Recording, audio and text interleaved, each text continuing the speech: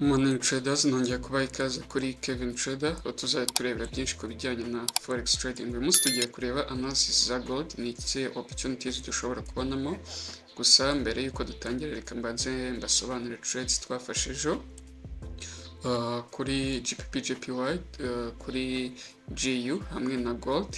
Ya mbere ngiye gutangira kuri GBP JPY, aho twari twakoze analysis tubona ko market iri gushaka kujya muri uptrend cyangwa se muri reversal. Gusa nari nababwiye kugira ngo twizere ko igiye ku reversinga nuko yagomba ku breaking ahangaha iga closing above, yamara ku closing above ikamanuka for test. Gusa nari nabahaye option kuko dukora analysis market yacu yari iri muri no range, gusa ntago yari very strong. I think ko yari igeze ahangaha iri gukora pullback, gusa nayo nababwiye ko icyo tugomba kurindira ari uko yaza ikaba yatestinga na support, cyangwa se itanahagera ikaba yakreatinga support somewhere here. So uko ubibona kuri kuri 30 minutes support yabaye created, support iba created. For example, nimba market iri kujya muri uptrend ikamanuka kugira ngo ikamanuka for correction, yamara kumanuka for correction hakahita habonekamo bullish candle ifunga ari hama cyangwa se iri bullish engulfing. So urebye niko byagenze, habonetsemo kandi ijya kumera nka hama. I think kuri 15 minutes ariho biri very clear.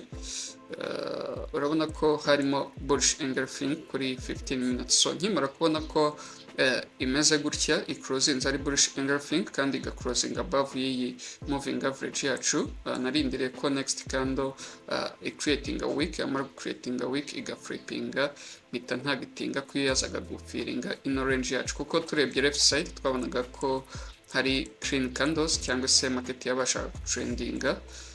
Urabona ko hari clean candles, that's why nafashe iriya trade. So murambabwira ko ahantu hari clean candles cyangwa se aho market yabasha gutrendinga, ni ukuvuga ngo next time ihageze ibasha gutrendinga. Murambabwira ko trading past data cyangwa se ibyabaye hashize ari byo bikwereka ibigiye kuba. So means ko market niramuka yageze iza trendinga nta kibazo. So urabona ko market yari iri kubasha gutrendinga muri downside, that's why I take that trade and it was very successful. We got some money. Reka mbereke n'indi twafashe kuri GU cyangwa se GBP USD, naho yari very good trade. So kuri GU nayo yari iri muri uptrend, gusa nkabereka ko ahangaha hari red color cyangwa se hari red box, nababwira ko ari zone market izagiramo ikaba yakora reaction igasubira muri selling side. Urabona ko nyuma yo gutakinga profit yacu ahangaha market yahise idropinga isubira kuri ya support yacu twabonaga ko iri strong, ariko yaje kongera iba rejected. Utu twa fake out ntimutwiteho. I think ko kuri 30 minutes ariho bigaragara neza, urabona ko yabaye rejected kuri 30 minutes time frame. So trade yacu twayifashe muri 15 minutes, twabonaga ko iri kujya muri uptrend, gusa iri muri iyi range.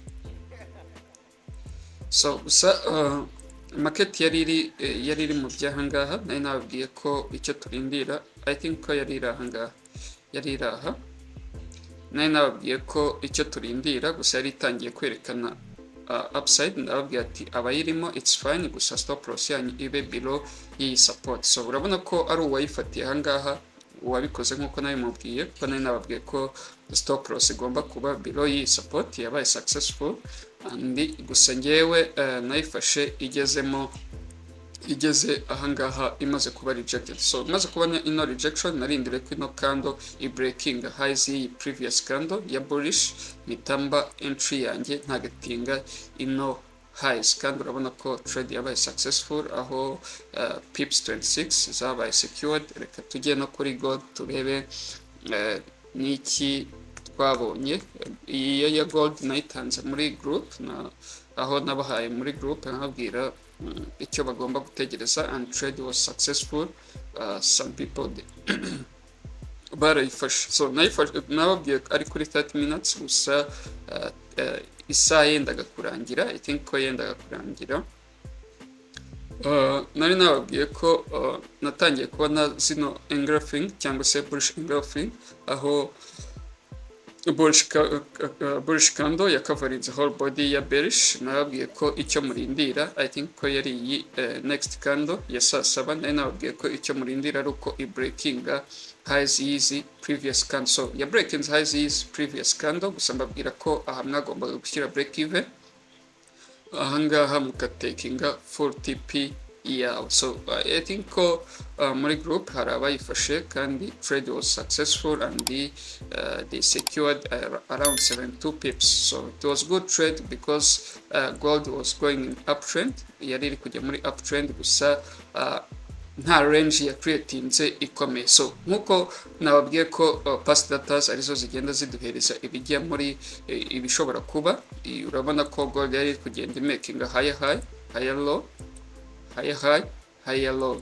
So that's why nababwiye ko mugomba kurindira ko imanuka iga creating support yari kugira ngo ibenze creating another higher low, iti ibona ko ijya gu creating another higher high. So the trade was successful, urabona ko ariyo ariko gold yari iri kugenda. So reka twihuse turebe analysis za gold, turebe uno munsi n'izi opportunities dushobora kubona cyangwa se n'iki dushobora kwitegura mu isoko uno munsi.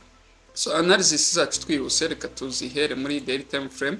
Nkuko ubibona, urabona ko market yacu iri very bullish, aho yamanutse for correction ikongera breakinga ino resistance, nawe ikaba iri kujya muri uptrend. Ese reka twibaze gold yacu irahitinga 3200 nkuko tubona ubu ngubu iri muri 336, gusa hari high chance ko gold iri bukomeze muri uptrend. So twihuse reka tumakinge highs na lows za current candle. Icyo bidufasha kumenya trading zone y'uyu munsi cyangwa se aho market iri gutrendinga uno munsi. So muze kwihangana, akavura kari kugwa, nimwumva mu rusaku mwihangane, reka tuyadjustinge neza igendane na current market. Tuze tumakinge na half candle ya yesterday, urabona ko yari nini cyane. Tumakinga half ya previous candle, byerekana ko market yongeye ikagera yakora reaction igasubira muri buying side n'imbere kujya muri buying, cyangwa se igasubira muri selling side n'imbere kujya muri selling side. So reka twihuse tujye muri 4 hours, ndi kwihuta ngo imvura itiyongera, urusaku rukaba rwinshi. Urabona ko market yacu iri gutradinga muri iyi ranging market yacu kuri 4 hours. So hari high chance ko ino candle ya 4 hours iri openinga iri bumanuke, wenda ikaba yatestinga hafi y'iyi candle kuri daily time kuri 4 hours, ikaba ya creating a week, ikabona gukomeza hejuru. So reka tujye muri 1 hour turebeho gifashe bite. Muri 1 hour ni izihe? Urabona ko ya hafi na makinze, urabona ko harimo ka resistance ahangaha, so which means ko hari high chance ko yaza kuba testinga kugira ngo ibashe kuba yakomeza hejuru. Gusa ishobora no gukora pullback ikaba yaba rejected kuri support, cyangwa se iyi ngiyi ariyo iri very strong. Reka tujye muri 30 minutes turebe nizo opportunities dushobora kubona. So for now navuga ko gold yacu iri gutradinga muri iyi zone. Shatse ni yose nayigira ranging market, gusa reka dufate iyi ngiyi, reka dufate tuyigire white box, twerekana ko ari no trading zone. So option ya mbere ihari ishoboka nuko market yacu ishobora ku breakinga ino resistance yacu, ikaba ya closing above, ikamanuka for rejection, yamara kuba kwerekana rejection ikaba yakomeza hejuru. So mu buryo uri busetting TP yawe, it depends on you, don't be greedy, kuko nta highs zihari zo kuba watargetinga kuri gold.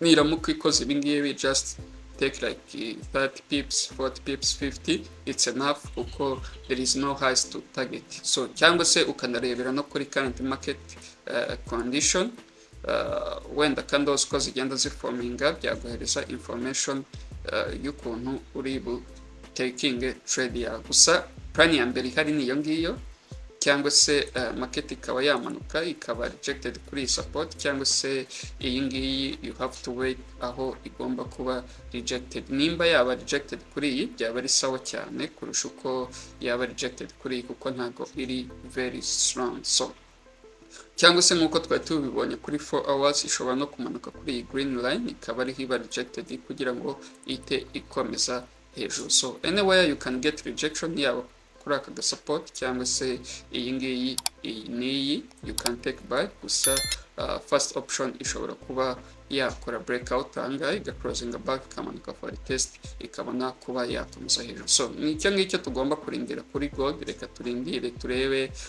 ni iki gold iri bukore, ni izihe opportunities dushobora kubona, gusa plan ni iyo ngiyo kuri gold uno munsi. So thank you so much, happy trading day.